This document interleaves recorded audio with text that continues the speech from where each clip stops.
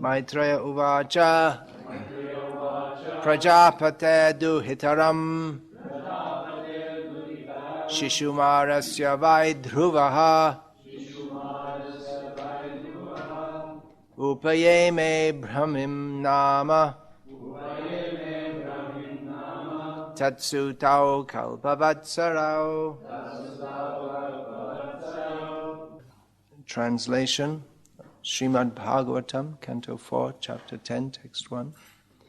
The great sage Maitreya said, "My dear Vidura, thereafter Dhruva Maharaj married the daughter of Prajapati Shishumara, whose name was Brahmi, and 2 sons named Kalpa and Vatsara were born of her."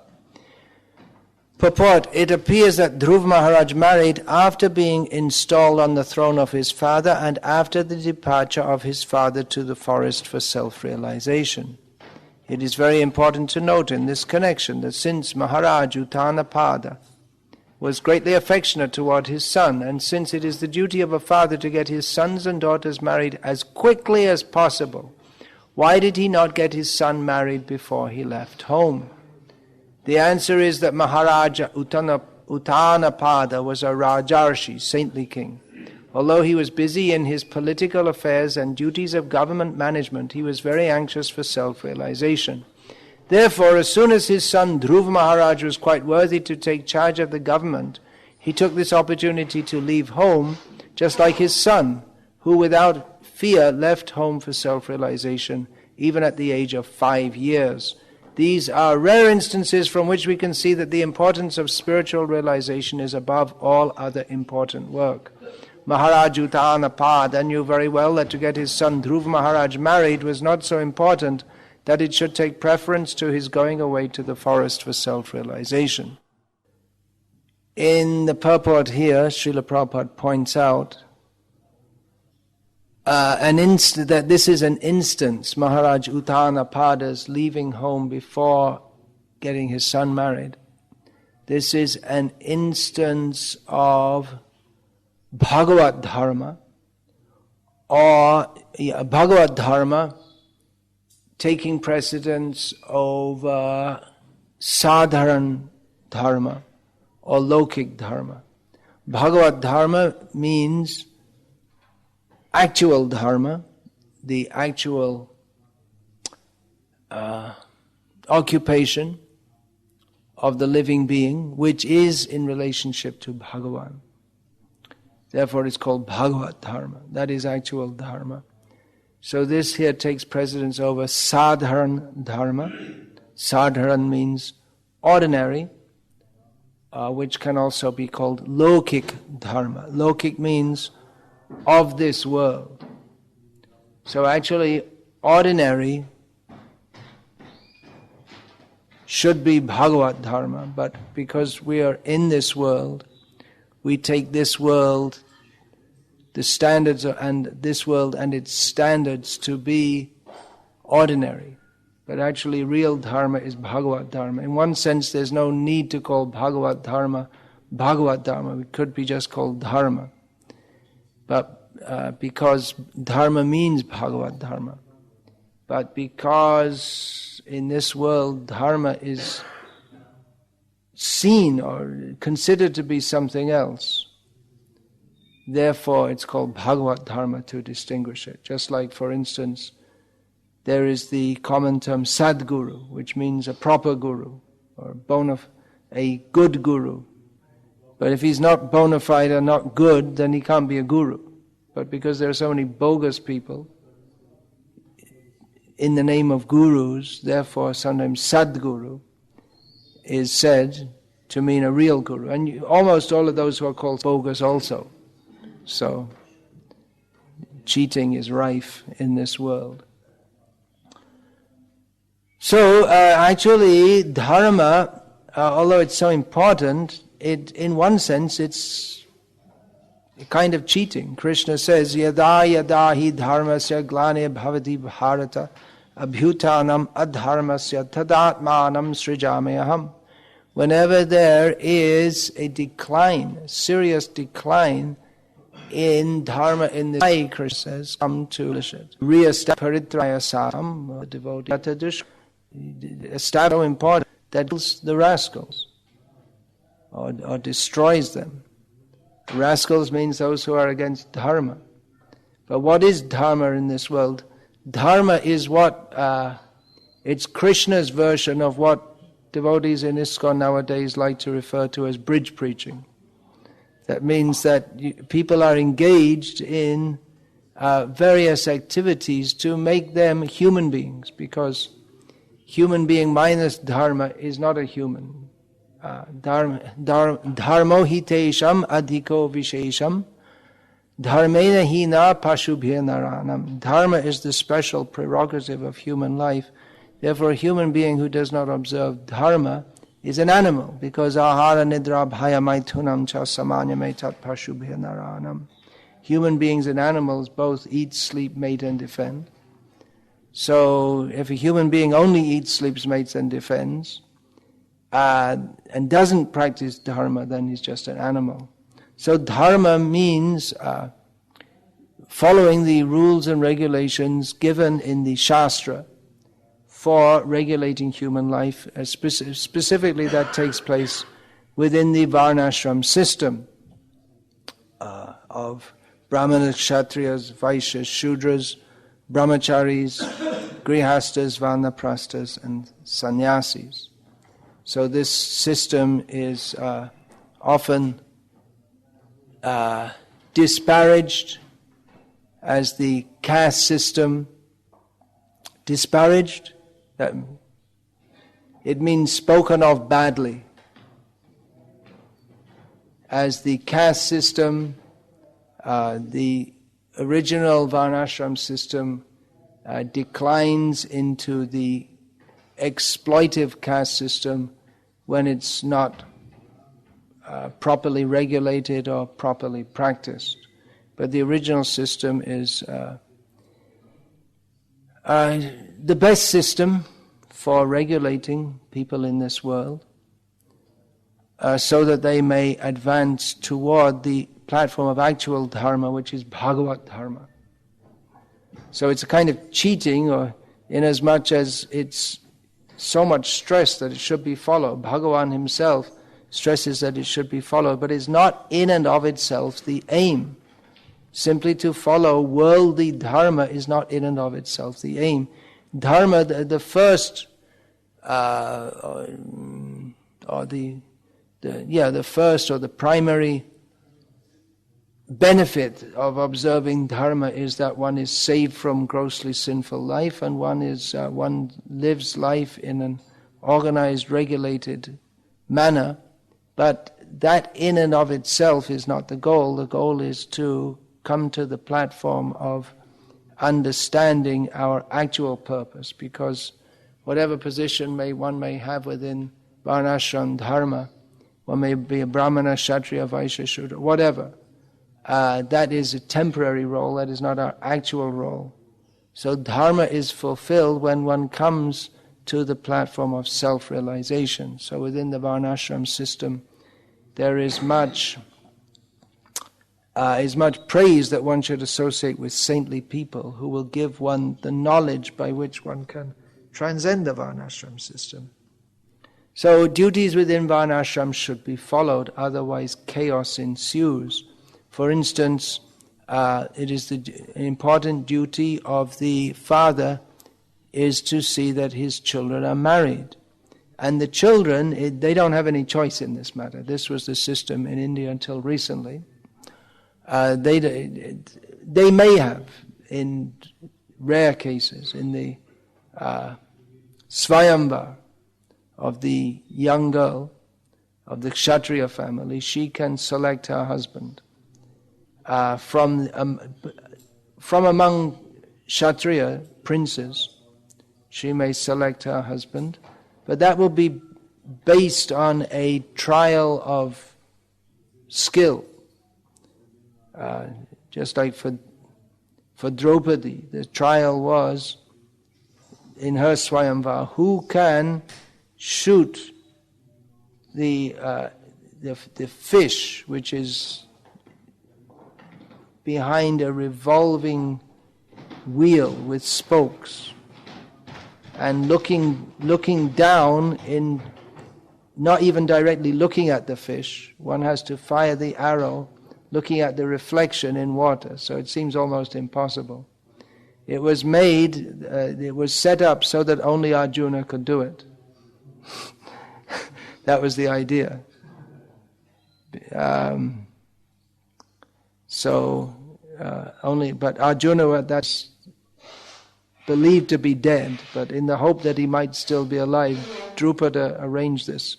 Of course, Karna marched in, and he also claimed to be able to do it, but he was disallowed due to not being a Kshatriya. Of course, Arjuna was at that time posing as a Brahmana.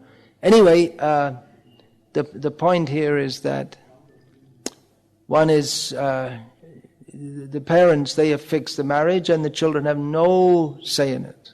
Who you get married to, this is it. That's it, finished. And people think, well, that's horrible. You have to live with someone you don't even know, and it might not work out. But traditionally in India, the marriages did work out, certainly much better than they do at the present time, where it's based on this love, bogus. So, Maharaj Uttanapada, in most responsible position as a Kshatriya, he is supposed to protect the citizens. He's also supposed to protect dharma. Dharma rakshati rakshataha. Those who protect dharma, they are protected by dharma.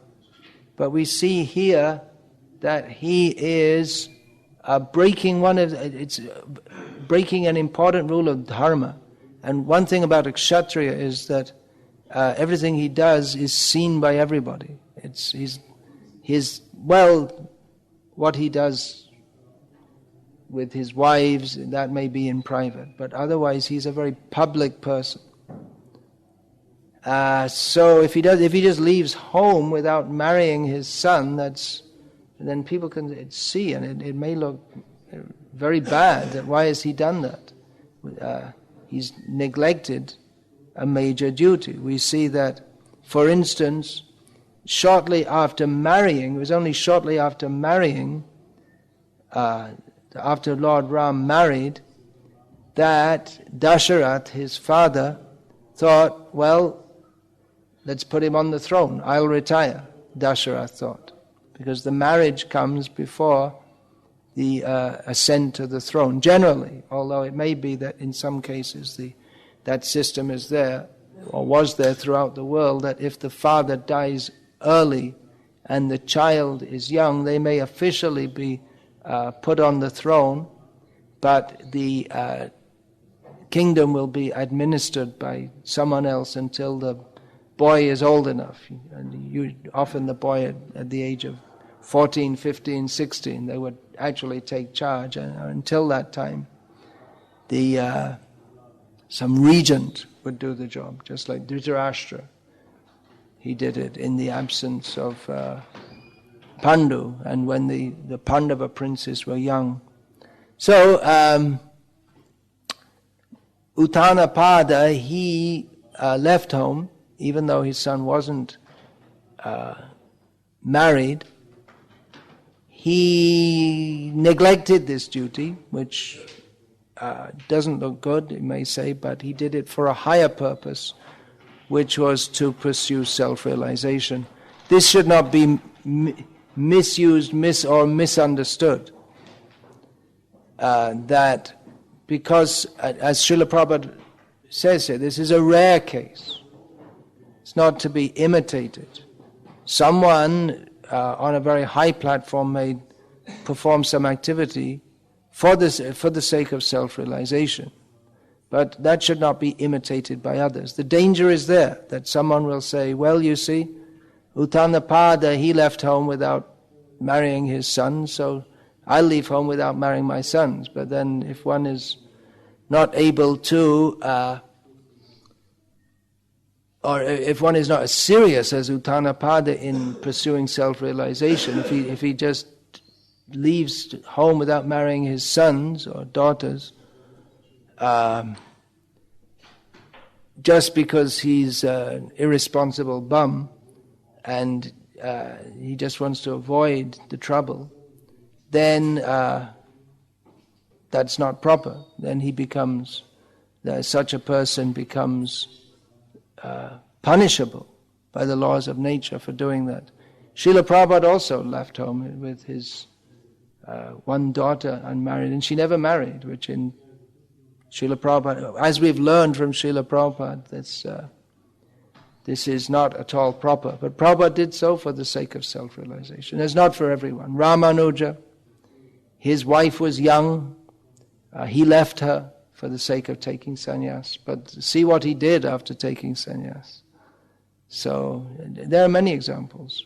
This Raghavendra Tirtha in South India, he also he took sannyas. His wife was so upset. He was a young man. It means his wife was also. And she was so upset she jumped in a well and died. She committed suicide. Ramanuja delivered her ghost. Raghavendra. He was so powerful. He was able to do that. This Sridhar Swami, who made the commentary on Srimad Bhagavatam, his wife died. She was young, and then he had a young son, and he was thinking, well, actually, I could have taken sannyas, but I have this young son. But then he saw one baby lizard just born and immediately captured one insect to eat. So then he thought, well, God is providing for the baby lizard, so can provide for my baby boy also, and he left and took sannyas. But that's not encouraged for everybody. If one can actually do something, Prabhupada did that also. He got people married and then unmarried. In the beginning he was encouraging household devotees to preach as householders. After some time he wanted some sannyasis, and he gave sannyas to young men. So these are all considerations. Prabhupada said this is a rare case, Uttanapada.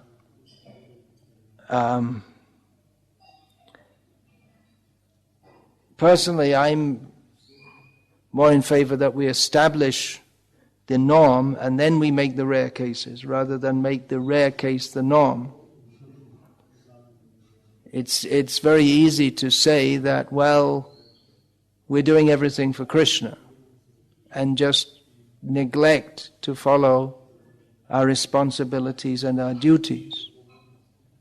In the modern world, it's thought that, well, if you're married and you don't like your spouse, then, well, you just dump them and get another one. But that's not permitted in Vedic culture, to dump one and get another one. In Vedic culture, a man can marry again. That's not allowed in modern society. But he doesn't leave the first or second or third wives. A woman, she marries, that's it, finished. That's it for life. So this should be established, rather than in the name of self. We may think, well, it's better for self-realization, I just get another wife or get another husband, but it creates chaos in society, so that should not be encouraged. As you can see, I brought my laptop here. I have a few questions which have been sent to me, which I'll take the opportunity of answering. They actually fall within this category. One question is there about girls' education. Is it necessary? How far should it be? Well, it all falls in the general category of how society should be organized. At the present time, society is chaotic. Srila Prabhupada wanted to re-establish Varnashram Dharma. And many of the things he said about this, people in the modern age would consider that barbaric, wrong, in all respects, unfair. But then we see that modern society, it's not really doing that well. Modern society has made so many adjustments according to the recommendations of psychologists and sociologists, and they've decided that, well, we know how to organize society better than previously was, but the result is not very good. The result is a big mess. So, Srila Prabhupada, he wanted to re-establish Varnashram. It's a big task to do so. We may not be able to do that overnight, but we should at least know what the principle is and act on that as far as possible. So, as far as girls' education, Srila Prabhupada said that the daughters of his disciples, they do not need so much education. Actually, he didn't want even for the sons education. Definitely not the modern system. Go to school and learn how to be a demon. That he didn't want. But for the girls, he said, because the position of women in Varnashram society is to serve their husbands, serve the elders in the family, to serve guests, and the natural position for a woman, the body is meant for giving birth to children, which somehow or other in the modern age that seems to have been overlooked. A major point has been overlooked for all their psychology and sociology and this and that.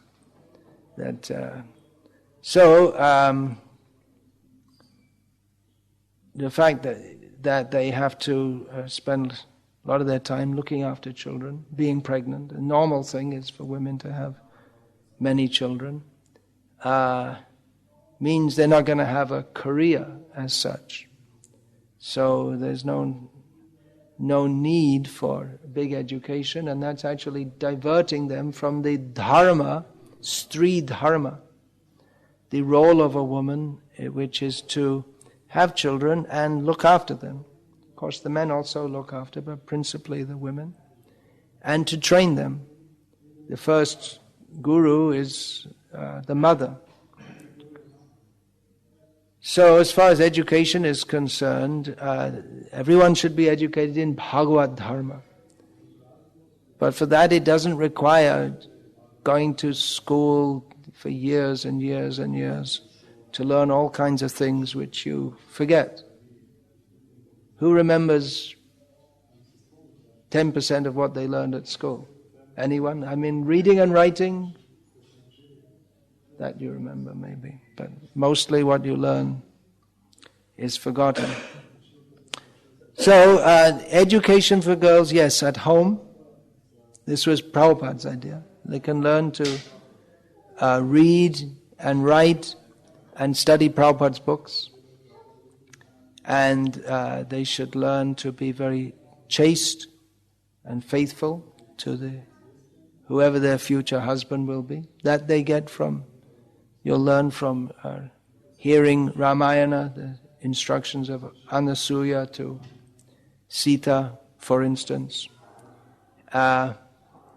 Housework, all these things. And if their husband is learned, they'll also become learned. That's how it works, because the husband is supposed to teach the wife what he learns in the Gurukul. So that's what Prabhupada suggested, or not suggested, but he said should be done. In the modern age, in different countries there are different laws. I believe in Slovenia, the law is that everyone has to go to school, isn't it? And it's such nonsense that someone's been farming, their parents have been farming the land, their grandparents have farmed the same land, their great-grandparents farmed the same land, but now if they want to farm it, they have to come into the city and get a degree in agriculture, then only they can farm it.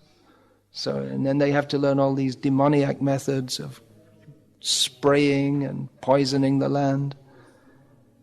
So, it's a demoniac society, but in traditional society. I've seen myself. I once, in Sri Rangam, I was invited to take lunch in the home of one Rigvedi Brahmana he has a gurukul there, and we went a little early, and then the boys, they were asked to chant, and they were forgetting some of the verse, and the mother, that means the wife of the guru there, she was helping them out with the verses, because she heard them for so many years. She knew all the verses. The generation after generation heard. I mean, she must have heard them in her childhood, and then she heard them again from her husband again. So she knew them also. So education, yes, but not in the manner that, not what in the modern age is called education. So that's in brief. Then another question relating to one's situation in life is, someone asked a question, can homosexuals serve in ISKCON? Can they worship deities? They can, but there's no need to advertise that I'm a homosexual. Illicit sex is forbidden. Licit sex means within marriage for the purpose of procreation. Anything else but that is illicit.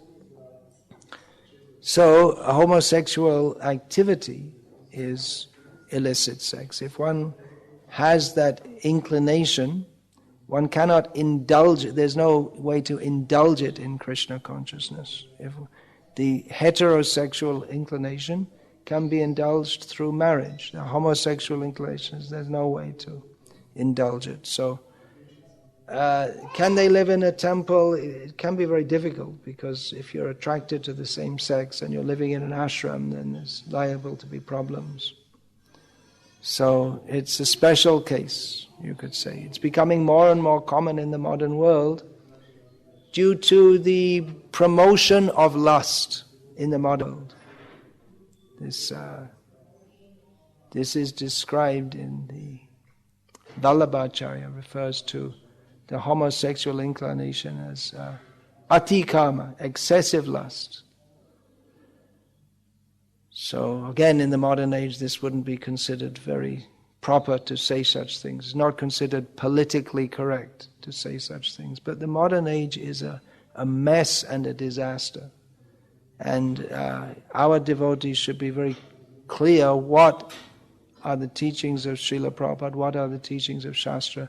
They're not, in many ways, they're not harmonizable. What's the word? They're not possible to harmonize with those of modern society, which is basically demoniac.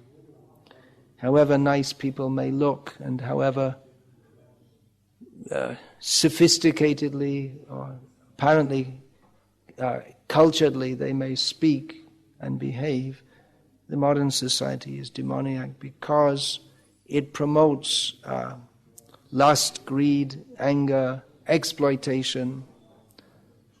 So homosexuals can take part in Krishna consciousness, but because they have that inclination, it may be very... it's probably best they don't live in ashrams unless they're very self-controlled. Then another question I have is, there's a quote from Bhagavatam how brahmacharis shouldn't wear garlands. So the question is, can brahmacharis wear prasad garlands? They can do, but not in a spirit of decorating themselves to be attractive to others, but as a recognition of the Lord's mercy, they may accept prasad like this. They may also, because it is a decoration, they may also not want to do so publicly.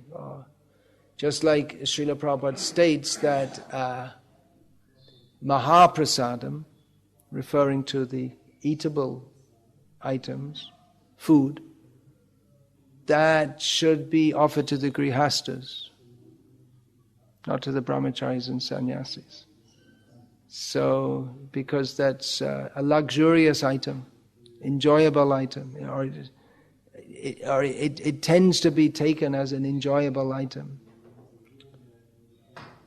So, in the renounced order of life, one should, or brahmacharis are also supposed to practice austerities.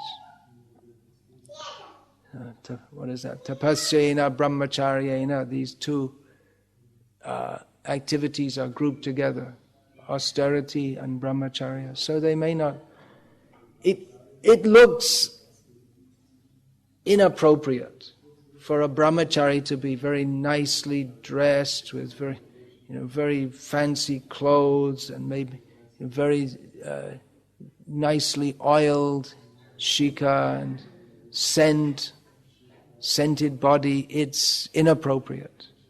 So a brahmachari may wear prasadam garlands, but to honor that prasad of the Lord, the garland that has been offered to the Lord, but not with the spirit of decorating his body. All right, I'll finish there. Any questions, please? Yes, you have a question. You don't have to say that every time. It's like a ritual. Thank you for the wonderful lecture and this and that. It's all right. I'm doing my duty by speaking. You're doing your duty by listening. If the question is not appropriate, don't expect answer. But my question is about Bhaktivinoda Thakur, he remarried. Good thing he did, because Bhaktisiddhanta Saraswati was a result of that.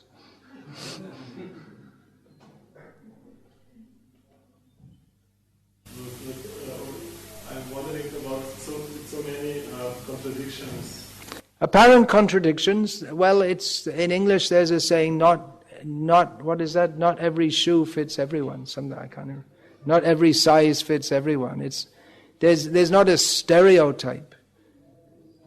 Different people act in different ways according to time, place, circumstance, order of guru, present necessity. Bhaktivinoda Thakur remarried. He had children. He didn't drop them or renounce them. So married or unmarried, if we could do even 1/1,000,000th of the service that Bhaktivinoda Thakur did, our life would be glorious beyond anyone's imagination. Bhaktivinoda Thakur is more than millions of sannyasis. And even today, so many sannyasis are coming and bowing down before Bhaktivinoda Thakur, which in the Varnashram system, sannyasi doesn't bow before a householder, but sannyasi who doesn't bow before Bhaktivinoda Thakur is simply a rascal.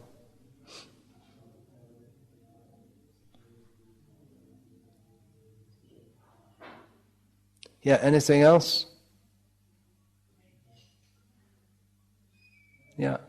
What you mentioned that enjoyable and luxurious items should not be offered to brahmacharis and even sannyasis. Enjoyable and luxurious items should not be offered to brahmacharis and even sannyasis. Yeah, Prabhupada writes this in one purport in Chaitanya Charitamrita. But in the case of the disciples, they like to bring nice food. They like to bring nice food to the sannyasi, and the sannyasi should not take them. Or he should try to restrict that. Srila Prabhupada wrote about this in a letter that, in various letters he wrote that he said sannyasis may take Mahaprasad, but what did he say? Not to excess, something like this. That he quoted in the Nectar of Instruction from this Bairagi bhai gramya katha na bolibe jabe milibe ane. Bhalo na khaibe or bhalo na paribe. Those who are renounced, they should not, when they meet others, they shouldn't talk all nonsense. And they shouldn't eat well or dress well. So that's the general rule. And about Chaitanya Mahaprabhu, he said that Chaitanya Mahaprabhu was taking prasad, but on principle he was avoiding. We'll find that Chaitanya Mahaprabhu, when he was offered good foods, he'd say, no, I'm a sannyasi, I can't take it. Just give me some very simple food. And then the devotees, generally by tricks, they would give the opulent items.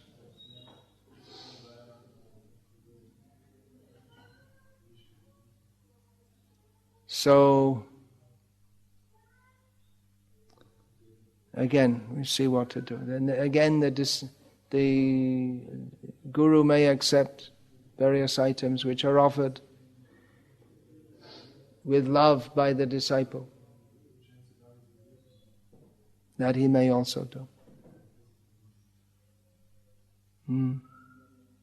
Yeah.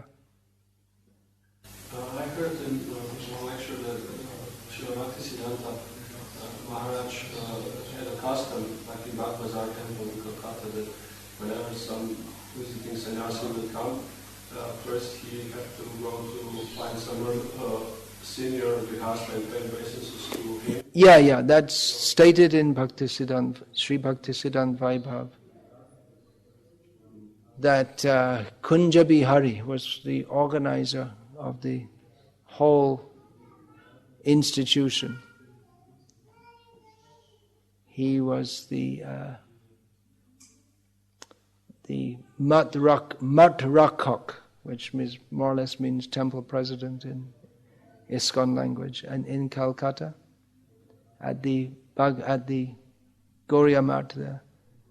So sannyasis, they were, the etiquette established by Bhaktisiddhanta Saraswati Thakur was that they should offer obeisance to Kunja Bihari, who was a householder. That was the etiquette established. He was senior. I also always used to do, when I met Srila Prabhupada's godbrothers who were married, there was a sannyasi, I'd always offer obeisance, and they were somewhat surprised. Or even I'm much younger than them, but they thought the sannyasi shouldn't offer obeisance to them. But I'd say to them, in spiritual consideration, you're senior to me, so I have to offer obeisance. Like that. Hare Krishna, Krishna Krishna, Hare Hare, Hare Rama, Rama Rama, Hare Hare.